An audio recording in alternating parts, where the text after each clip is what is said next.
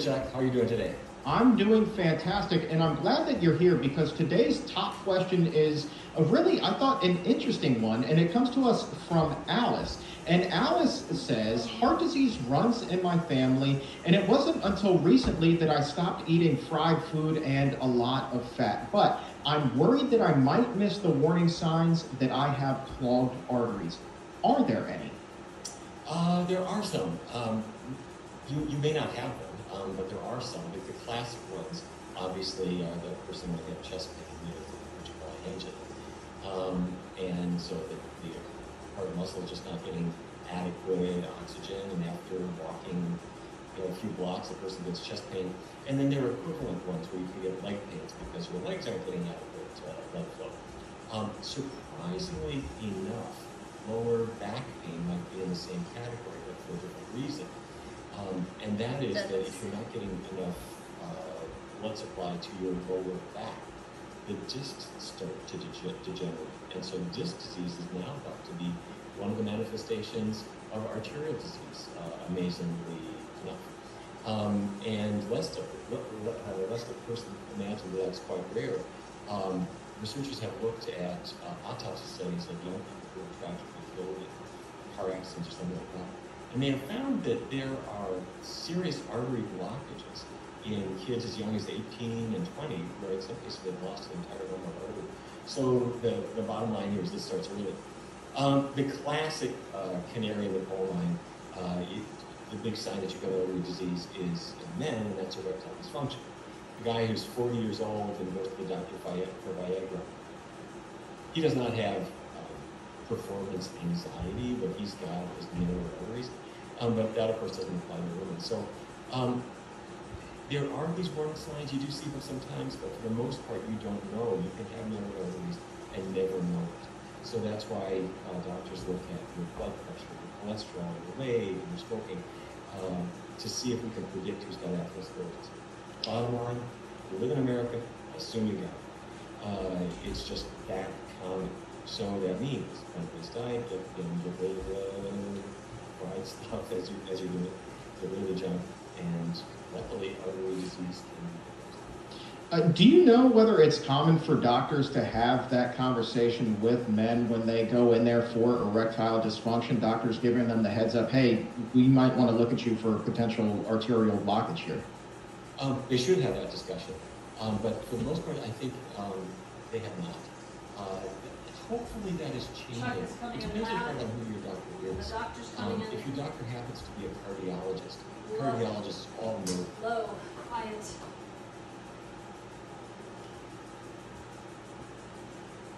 Uh-oh. Honey? Can you turn off what you got going on there? Please?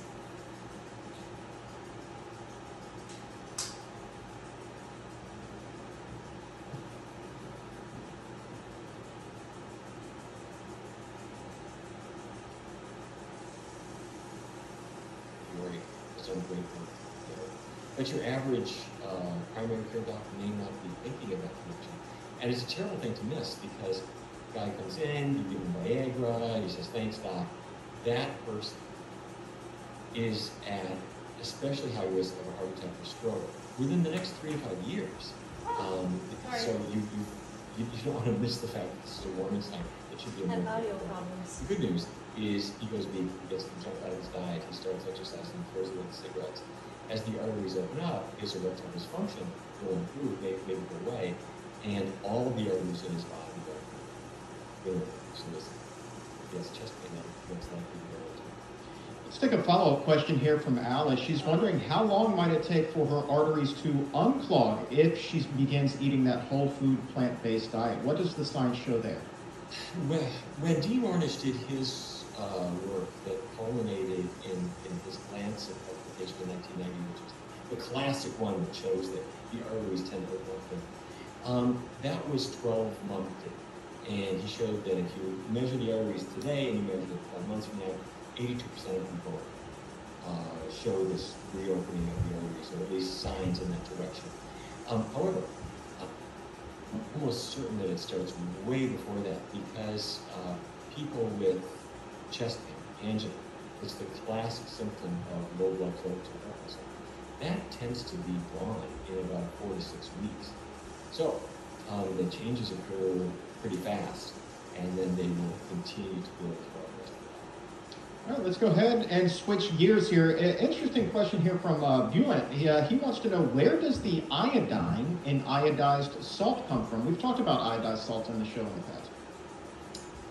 Yeah, it's typically sodium iodide. You can also use there's potassium iodide. Iodine is actually not a common element in the earth. Unlike, say, iron and calcium and things like that, it's fairly uncommon. And it does have industrial applications, so in Chile and Japan, these are countries that produce it and export it.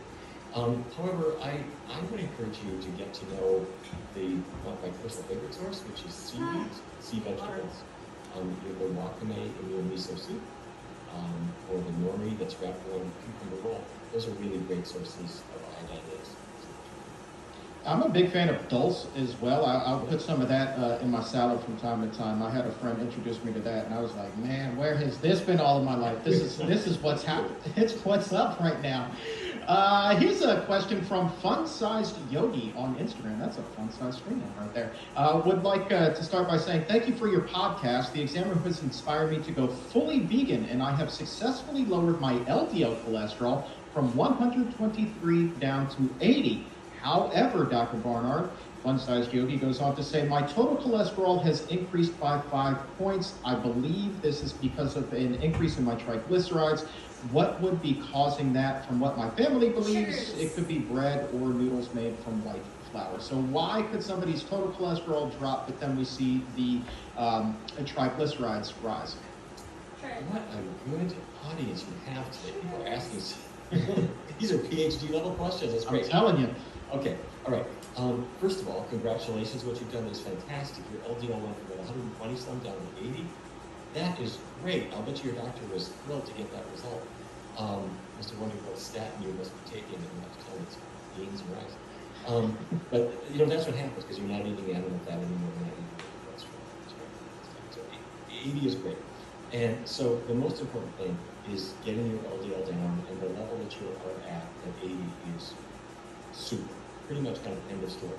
But you're raising some question. Wait a minute, your total level, so if that's not the LDL, what is it? It could be HDL, that's the so-called good cholesterol. Is it possible that triglycerides are playing into this? If you go vegan, and you're eating beans and vegetables and fruits and whole grains, these low glycemic index foods, your triglycerides are likely to fall along with all the other cholesterol, along with cholesterol. So your LDL drops and your total drops. However, your family is right that if you're eating, say, processed flour or sugar, in some people your triglycerides will go down, but in others they'll go up, and that's fairly common. And you can put this to the test very easily. You just get away from sugar, get away from flour for a while, have more intact grains, and just see. Triglycerides bounce around a lot in response to what you eat, and you can see if that brings it down. That said, your LDL is a winner, and you're going to win. Let's take a question from Jane. Jane likes berries, but she's worried maybe she's eating too many of them, Dr. Barnard. Her question, I'm wondering if you can actually eat too many berries because I pile them on top of my oatmeal porridge every day, and my kids think I'm going way overboard. Would this add potentially to my gaining weight? No, it won't. What's in a berry? What's in a berry is some water and then some natural fruit sugars, and you can pack them as much as you want to, and it still only has 4 calories in every gram. So berries, knock yourself out, the more the better. I would encourage you, if you can get organic, it's worth the extra money. Berries happen to be one of the products that sometimes the planters like to spray pesticides on, and so if you're eating lots and lots and lots of it, you might want to always favor organic, but you can't go wrong. She also wants to know whether you're familiar with amla berries and whether they're good for lowering cholesterol. She said she's heard that from some other people and wanted to get your opinion. Yeah, the AMLA. This is kind of the new website. It's the Indian gooseberry. Yeah, Well, first of all, they don't have any cholesterol, they don't have any animal fats, so unless you use Spain, the better off you're going to be. Their claim to fame is sort of like oats, or beans for that matter, is they have soluble fiber. And so soluble fiber has a not a big, but a gentle cholesterol lowering effect, and the almond will bring that to you. So have these as part of the plant-based diet and not instead. All right, let's talk B12, shall we? We have a question from Andrea here. It says, my blood work indicates that I'm consuming too much B12. Have I been taking the wrong dose? Probably.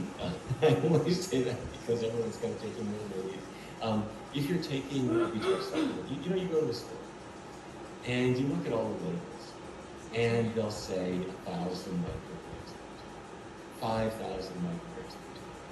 And if you look it up, the RDA for B12 is not 1,000 or 5,000, it's 2.4. That's it. And so you're looking around and you ask the clerk, do you have one that's just got 2.4? And they say, no, we don't have anything like that. If you take a multiple vitamin, they tend to have lower amounts, but they unfortunately build in stuff that you don't want, like copper and iron. So you don't want that. So I think the best solution, get the smallest one you can find. Online, you'll find them 100, 200, that's fine. Up to 500, that's okay. If it's more than that, take it every other day or break it in half, something like that, so you're not taking it seriously. Now that said, I'm not sure that there's really any danger to high doses of B12. We really don't know the answer to that question. Up until about 2 years ago, I would have said, no, there's no danger at all. A study did come out, maybe about a year ago, that showed that people with higher levels of B12 in their blood were at higher risk of longer-term mortality compared to people who were moderate levels. But then it turned out that was just because their livers were being attacked by it. The reason they were having problems was, or the reason they had high B12 was these happened to be people who had liver disease and their damaged livers were releasing B12 in the blood. So B12 itself wasn't dangerous. It was just that it was a sign that they had liver disease. I hope I'm not being overly complicated. The bottom line is, take the smallest amount you can. There's no need to overdo it. It's probably not risky to overdo it. I don't think you're being overly complicated. I think that we have some very intelligent viewers, so I think that it all kind of works out here. Let's stick with B12. Yes. A couple of weeks ago on this very show, you and I were actually talking about migraines, and Alice is wondering if there's a connection between migraine headaches and B12 deficiency. Do you know anything there? Is there a correlation? Diet, I would think not.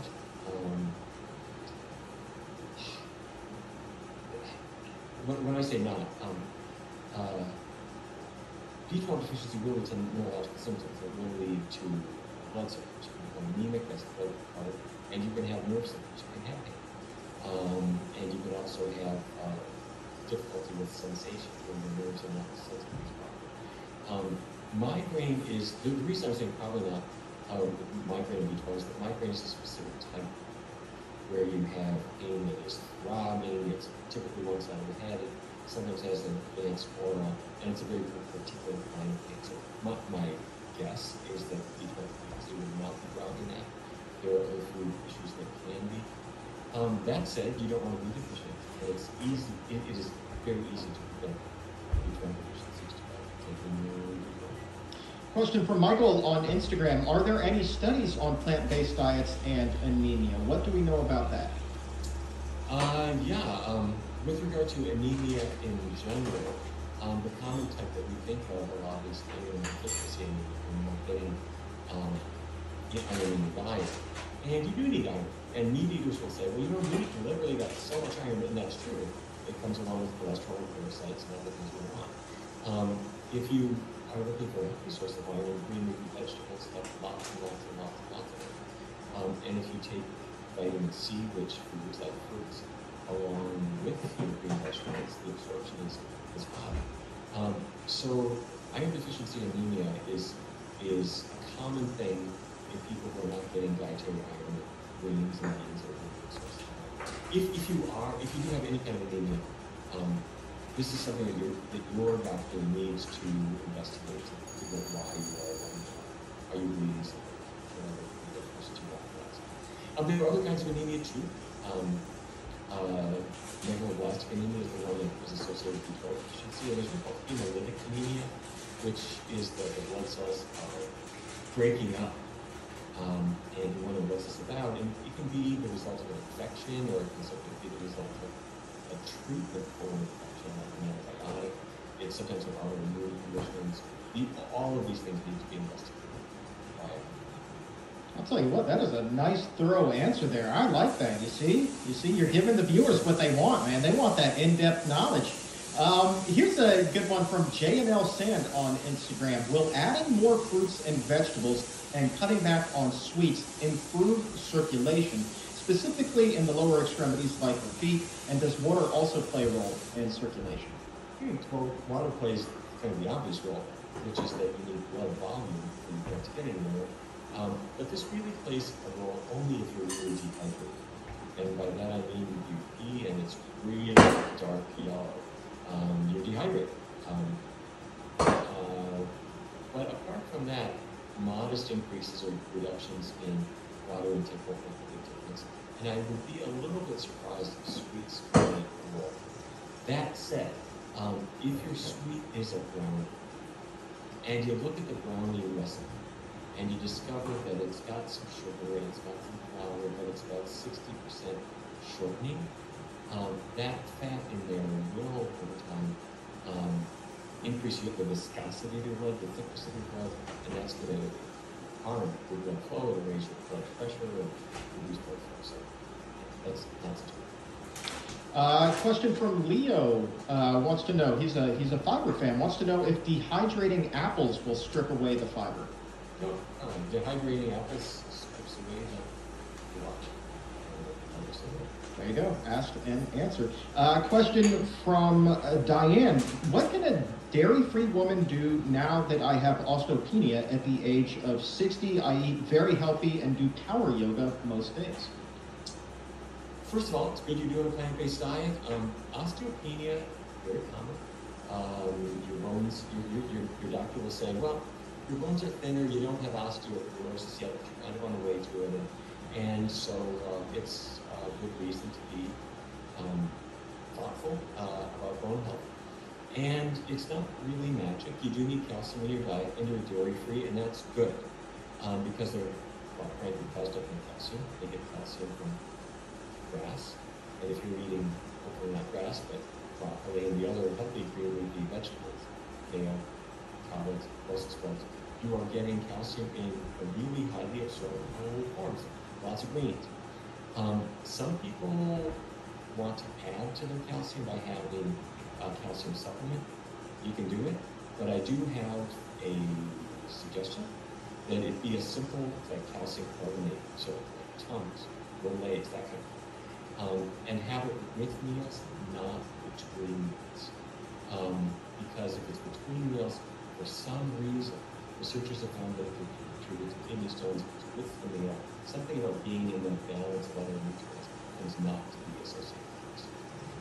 I'm not saying you should take supplements, you probably don't need them, but if your doctor guides you to extra high calcium as part of the treatment program, that's the way to do it. Now, you're going to need some vitamin D, because vitamin D helps to absorb the calcium from the foods that you eat. And vitamin D comes from the sun hitting your skin. And if you live in North Dakota and it's January, you're not going out and getting sun.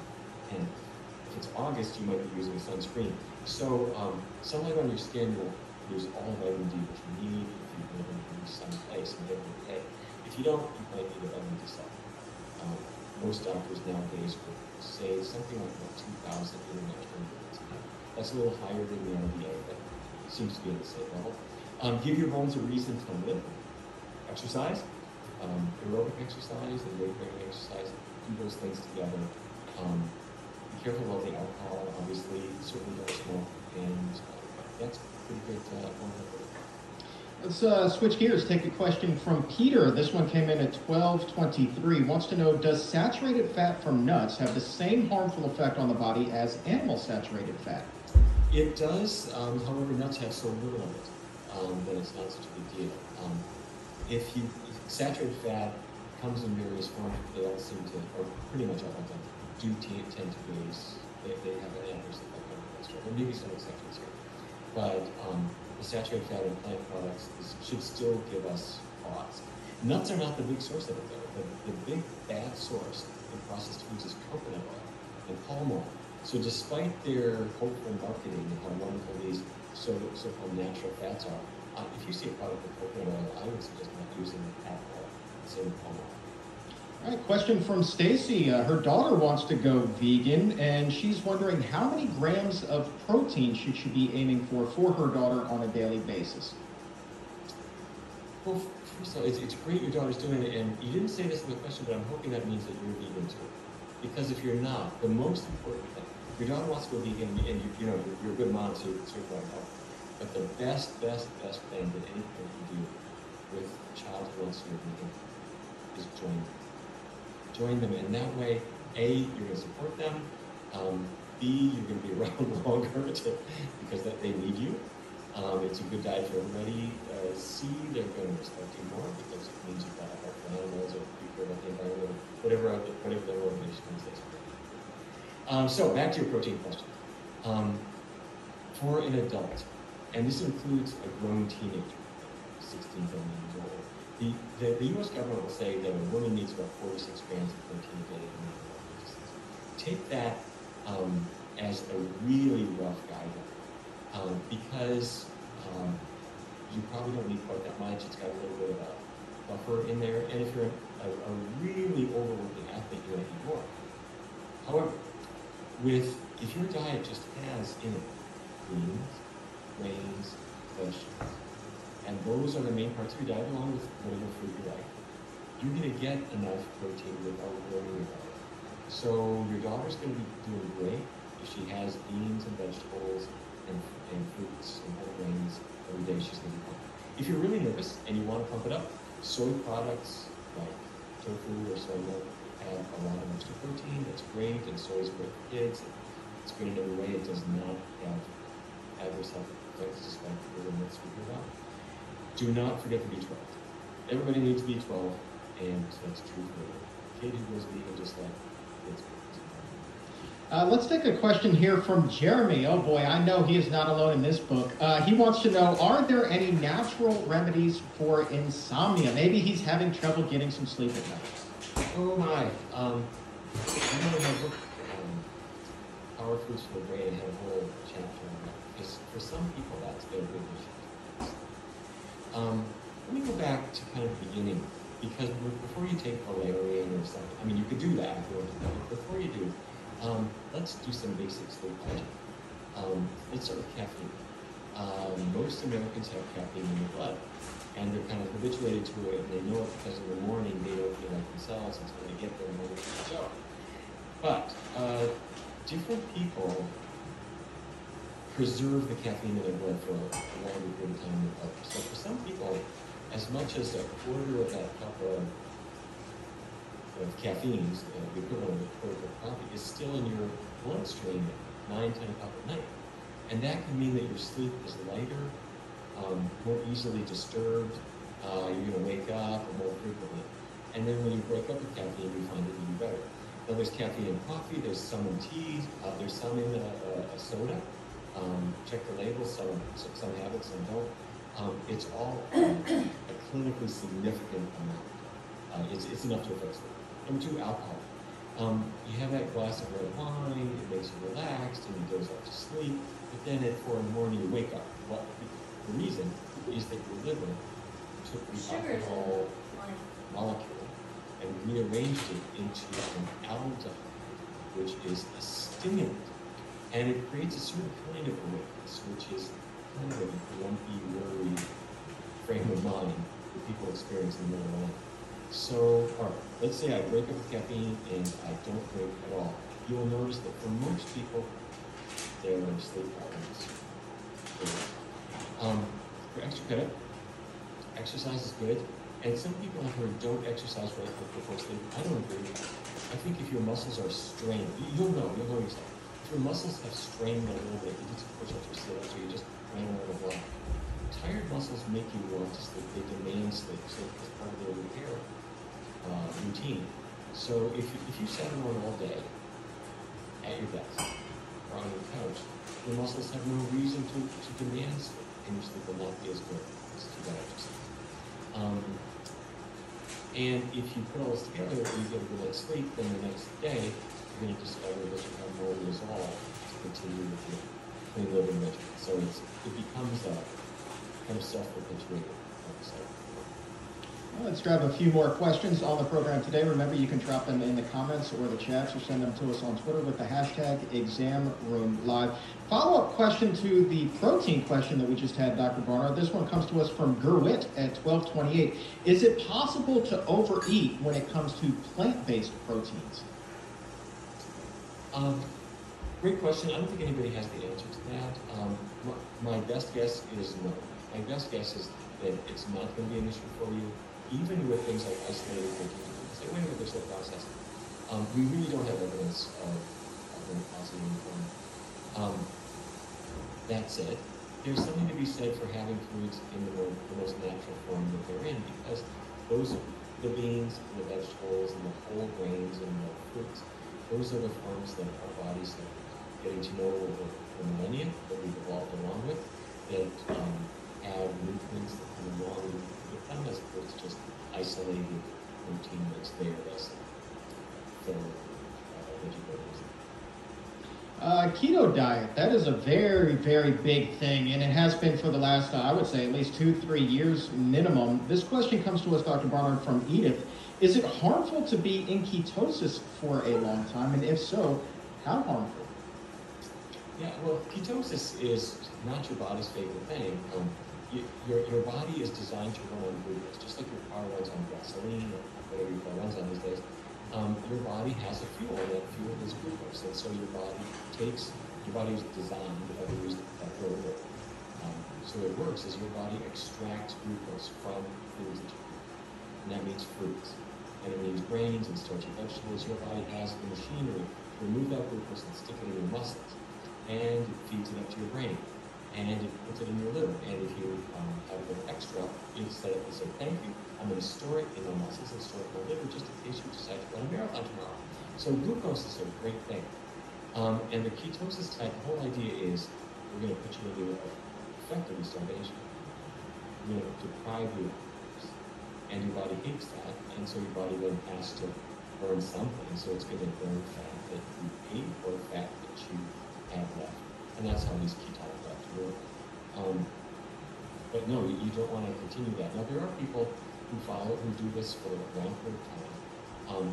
The main harm doesn't seem to be from the low level of ketosis that people are in.